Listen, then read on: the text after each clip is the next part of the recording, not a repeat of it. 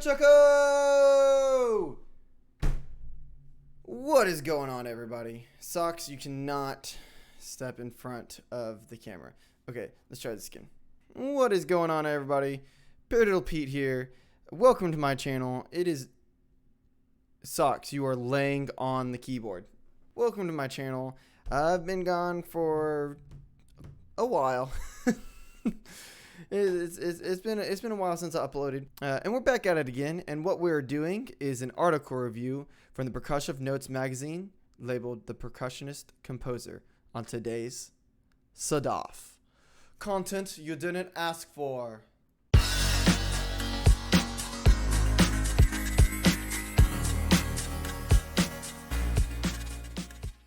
Alright, as you can tell, I've gotten a few upgrades. And what we're talking about is this thing right here, the Percussive Notes. It's a magazine that I get for being a member of the PAS. The PAS is the Percussive Arts Society. It's a really awesome little society of percussionists and drummers and everything like that. This is the June issue. The magazine comes out, I think, 5 times a year, maybe 6 times a year, maybe every other month, I think is what they go for. But anyway, there's an article that's in here that is really, really interesting called "The Rise of the Percussionist Composer" by Brian Blume. Okay, so this isn't really a new idea or a new topic or anything. I remember talking about this a lot when I was in college. At first glance, you can kind of look at it and think like, man, that's kind of silly. Like, I mean, so what if you're a percussionist and you compose? Like, everyone should compose to some degree, to some level, right? I mean, that's just part of being a musician. What it means by saying a percussionist composer isn't that you're just someone who writes music, but you are a percussionist who composes music for percussion.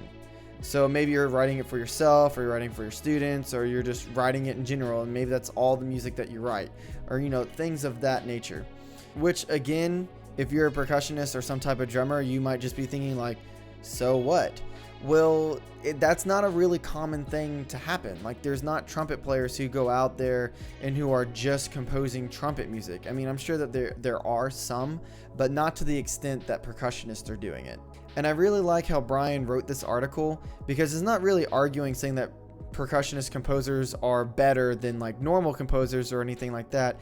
He's more of just talking about like, why is there a rise of them? Why is this happening? And he gives 5 really strong points, in my opinion, 5 really strong points of like why this is happening like this. And for the most part, I agree with most of them.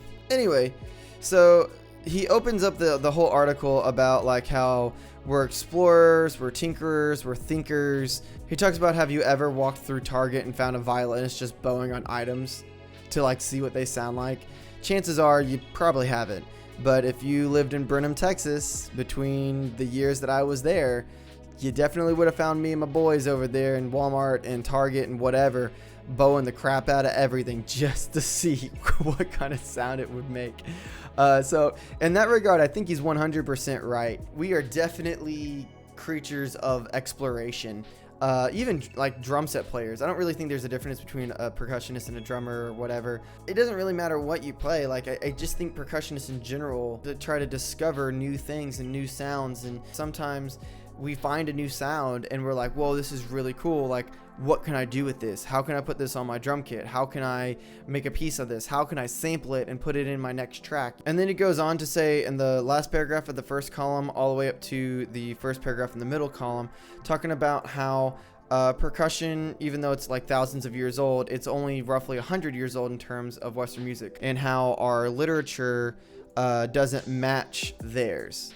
And I think that's like, duh, like that makes sense. Like, of course it does. Like, piano and violin, their progression of their instrument, their pedagogy, the technicality of like how to, the finesse and technicality of how to play these instruments, they grew while music grew. Like, Bach wrote music in the Baroque era because he lived in the Baroque era. Like, he didn't write things in the Romantic style because it didn't exist yet. He didn't write things like John Cage because that stuff wasn't around yet. So, of course, that was the music that was there. It was honed in. It was what was popular. It was mastered pretty much I guess you could say. And then the new era came, and then they worked on that. And then all of a sudden percussion comes like 100 years later, whatever, hundreds of years later, and is accepted as a section of the band and orchestra. And we're kind of like, whoa, look at all this stuff that we have. We can choose Baroque music, we can choose romantic music, not to mention all the modern genres that we have. Now he goes on and says, like, consider these two ideas. And what's interesting about this is that he presents two ideas that at first glance you're like, okay, whatever, but like it's kind of the perfect storm. He says, like, on one hand you have these percussionists who are thinkers, they're tinkerers, they're explorers, like they're interested in sounds and things like that. And on the other hand, you have this body of work for these players that is so small. So it's like the perfect storm. Of course they're going to compose for each other. He even says down here, I would estimate that a significant percentage, possibly as high as 25% of college level and professional percussionists today also compose music. And if they include those who arrange for bands like marching bands and drum lines, that percentage is much higher. And at first glance you might be thinking like 25%, like that's not kind of a lot. But when considering that, in my opinion, I don't really think that a lot of other instrumentalists compose a whole lot. Like, you don't really hear of trumpet players or euphonium players going out and just like composing to compose. And I'm not saying that they're not out there, because they definitely are, but not to the extent that percussionists are. I think that it's almost like a rite of passage, especially in Texas, where marching band's so strong that almost every senior, every drum captain writes their own drum cadence.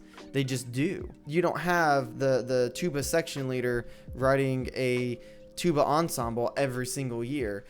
And maybe you do, and I'm not saying that it can't happen. I'm just saying that that's usually not the case. Like, that's not the norm. And he talks a little bit about how, like, these marching arrangers and composers for marching band, if you add them in there, then the percentage of how many percussionists compose, it just kind of skyrockets. And that's especially in Texas, and definitely like California, where marching band is so huge. That is definitely the case. Then he kind of goes into like, why are more percussionists composing music? Again, I think that this is kind of a silly thing. Like, they're musicians. That's why they're composing music. Like, that's what they're doing. He talks about how it's the increasingly globalized culture and the melding between high music and low music, or art music and pop music. So like things like going to see the symphony versus going to go to a Logic concert or to Jimmy Eats World, you know, something of that nature. And I definitely think that there is something here, because these boundaries are becoming more and more blurred, especially because percussionists, like I said earlier, have their foot in the door on both sides. I also think that there's other things that are going on with it too, that music, and especially how to understand music and the higher forms of music, are in its nice little bubble in education, and I kind of feel like it's like stuck there, kind of. So a lot of these people are growing up without being educated on music, and then they grow up and they have money, they have a job, they become extremely successful, and maybe now they can afford to go see the symphony or something like that. But now it's like, okay, they have money and they're looking for their form of entertainment. What do you think that they're going to go do? Do you think that they're going to go see the Houston Symphony? Or do you think that they're going to go pay for that, a popular artist that is going around and touring or whatever? Well, they're probably going to go with the popular artist, not the symphony, because that's who they grew up with. They didn't grow up with the orchestra. They didn't grow up with these tunes. And maybe they appreciate it, they just don't like it. And that's fine too. The point that I'm trying to make is that I think that there is a gap in our education when it comes to exposure to music. And I also think that when people are presented a choice, they don't want to go see the classics. They want to go see nostalgia, what reminds them of what their youth was. And I don't think that's a new concept at all. I think that's how a lot of people are just in general. It doesn't matter what century you're in. And right here it even says, today a classical percussionist might live a good portion of his or her life in the pop music world as a performer and songwriter, so it makes sense that this same musician may be inspired to compose, for example, pop influenced music for percussion ensembles. And this goes right back to what I was talking about earlier with percussionists kind of having a foot in the door with both things, like with the art music and the pop music. And I know that, like, from when I was a percussion director, I was composing percussion ensembles that were geared toward my kids, toward my students, so that way they could learn the skills that I was trying to teach them.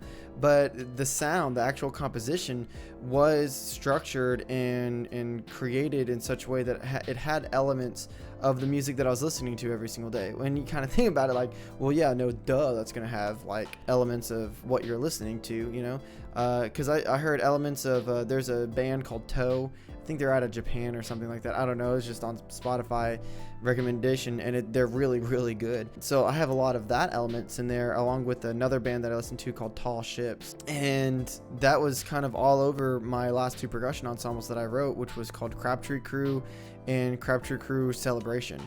I think he's really onto something when he says that it makes sense that musicians are inspired to compose, because we're already in these influences. We are in a day and age where, I mean, kind of everyone writes their own songs and sings their own songs. You know, it's kind of a given. And then his second reason goes right into this. The recent surge in percussionist composers may have something to do with our cultural interest in singer-songwriters.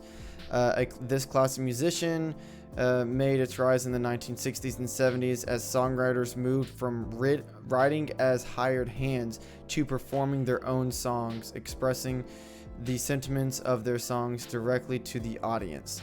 Yeah, no, I 100% believe that's just kind of like where and how music kind of evolved, and like where we've gone and where we're at right now.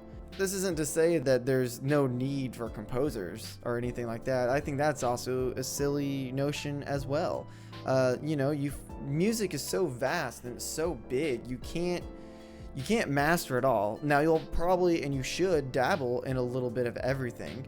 But there's always going to be that one thing that you are going to, you know, that you're going to master, you're going to hone in on, you know. And then he talks about how, like, the ideas of a singer-songwriter and a percussionist composer are basically the same idea, because they're both creating something in themselves and they're both putting it out.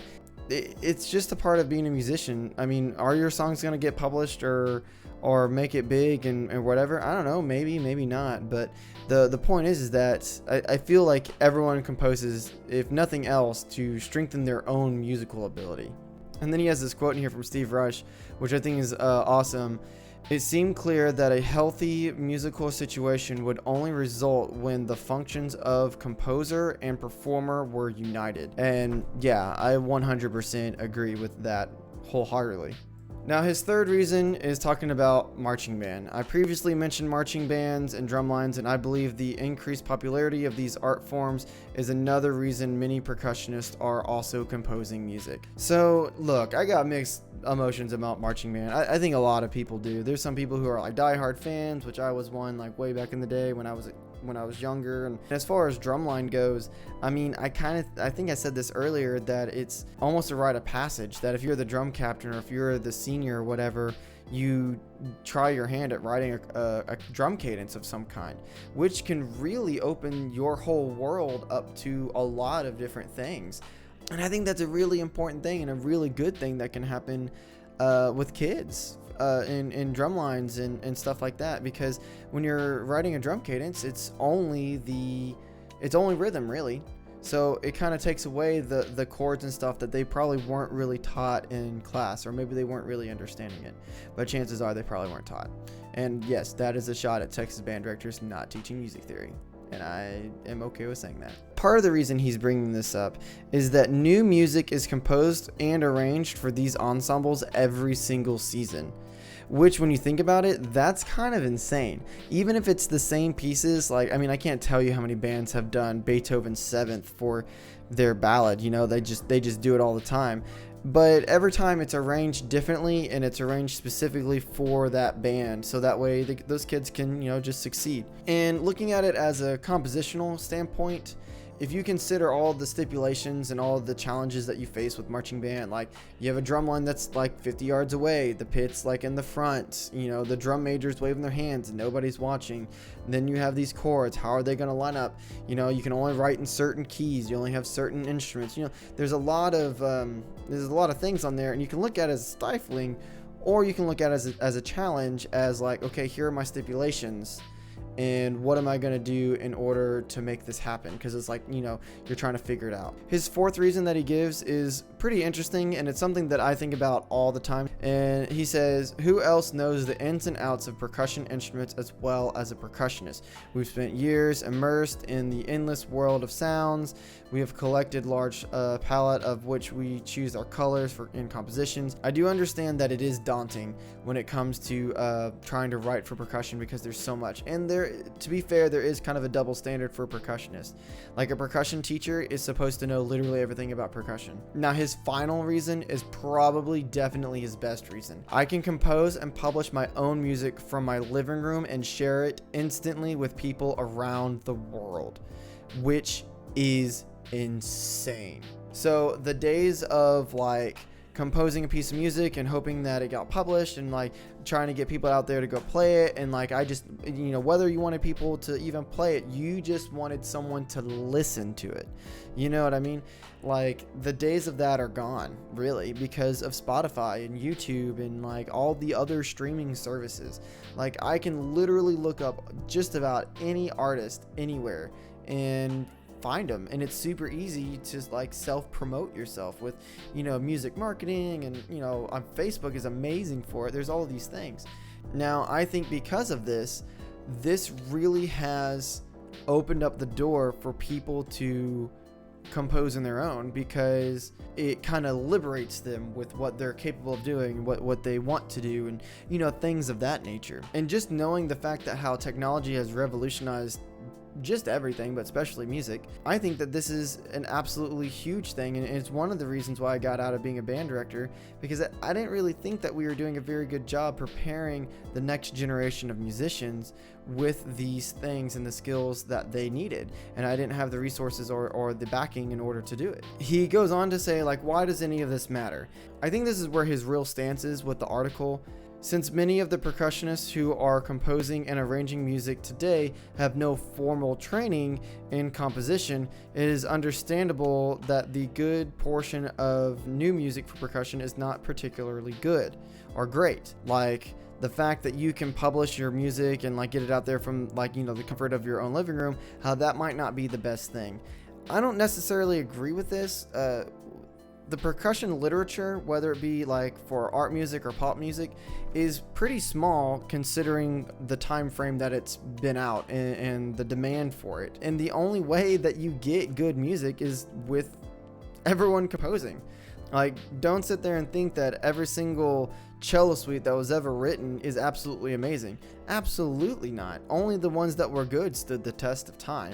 Every composer was composing for the instruments that they had at the time, and some of them were good, some of them were bad, and the ones that are good are the ones that people play all the time, and the ones that are bad, they might exist somewhere in some library, but they're not really getting played because they don't really resonate with what's going on. But I personally think that the more everyone composes and writes music, the more good music that we'll have the chance of getting. And I mean, he has a point. If more percussionists were compositionally trained, or just had a little bit of training in there, a little bit of dabbling, then like we'd probably have a lot more good music a lot faster. He even kind of addresses the percussion ensemble director bubble. Percussion ensemble directors often program works composed by friends, colleagues, or even former students. I have no problem with this, as I often benefit from these exact scenarios when people perform my works. But we must be careful not to overlook works composed by men and women who are first and foremost composers, many of whom are quite brilliant at writing percussion. So this kind of like all kind of folds on top of itself, exactly what I was talking about earlier. Everyone should compose, and everyone should do a little bit of everything when it comes to music, but everyone has that one thing that they really kind of dive into and dial in and try to figure out, and like that's their thing, you know. Like I know how to do a little bit of all these instruments, but like drums, like that's my primary, you know? That's how it is. It's like composition, that's my primary. We don't want to overlook compositions that are written by first and foremost composers. And at the same time, like I've met percussionists and percussion directors that are like, well, that wasn't written by a percussionist, this is gonna be terrible. And I've heard the exact opposite, where there's like, oh, well, that wasn't written by a real composer. Now, he does talk about how he believes that non-percussionists have a unique opportunity to come to the table with fewer preconceptions and notions of sounds or technical capability. Now, this is interesting because this is how we get those weird compositions where like someone just thinks that it'll be okay, and maybe it is and maybe it's not, and percussionists, instead of saying anything, just kind of roll up their sleeves and like get it done, you know? What he's trying to say, like, for a percussionist, it is quite tempting to write only things what is easy or idiomatic to play. So like, you know, 1 2 3 4 with 4 mallet, or 1 3 2 4, you know, things like this, and you know, just kind of rolling on some chords. But at the same time, I've also seen non-percussionists who are composers go up to the marimba and start messing around just to see what's there. Like they're exploring the sound, and they find things like that, and they're like, oh yeah, that's cool, I want to do that, not realizing that that's like a very 6th grade level type of an idea. Yeah, maybe you can write a piece out of it, maybe not. And maybe that's where the difference is between being a, you know, percussionist composer and like a composer first, is where a percussionist would fall into the trap of it, where a composer on the other hand might take it and find a way to develop it more or something. I don't know. But his closing remarks here are, what actions can we take to encourage the development of more creative and compelling percussion repertoire? So right there, that's like his thesis. That's like, what can we do? Like, is it supposed to be percussion composers? Is it supposed to be just composers? Like, what is the big deal? And his end result is, we should seek to program and perform works that highlight the best composers and compositions, whether the composers are percussionists or not, and whether the pieces are new or not. I think that's 100% correct. And this is my favorite part. He says, as educators, we should encourage our composing percussion students to seek composition training, enhancing their compositional skills and their opportunities. I wholeheartedly agree. If you are in Texas, it's a part of the TEKS. Like, band directors and music teachers are supposed to be teaching composition. And actually, by the end of like 7th or 8th grade, like, students should be composing their own small works, like small little melodies and things of this nature. And that's not something that you really see in the public education school system, and it's really kind of sad. And I really wish that we pushed more of that, because it's a whole nother element of music that makes you better on your instrument. It really does. It's like recording yourself when you play. It's just a good idea. So that's about it. I really enjoyed the article. The article, again, is The Rise of the Percussionist Composer by Brian Blume. It's from the magazine Percussive Notes from the PAS. If you're not a member of the PAS, you should definitely be a member of the PAS. It's a good organization. They help you out. There's a job board on there if you're trying to get gigs, and it's like gigs all around the world and stuff. And they range anywhere from local bar bands to orchestral, you know, timpanists and things of that nature. Like there's church gigs on there. There's tons of stuff. So go check out the PAS. I'll put a link in the description down below. Become a member today. It's cool. So that's it for today's video. The article again is The Rise of the Percussionist Composer by Brian Blume. Go read it and, you know, tell me what you think in the comments down below. I hope you enjoyed it. I hope you learned something. I had a blast doing this stuff. And I'll catch you in the next video. Makla Choco! Boom, boom!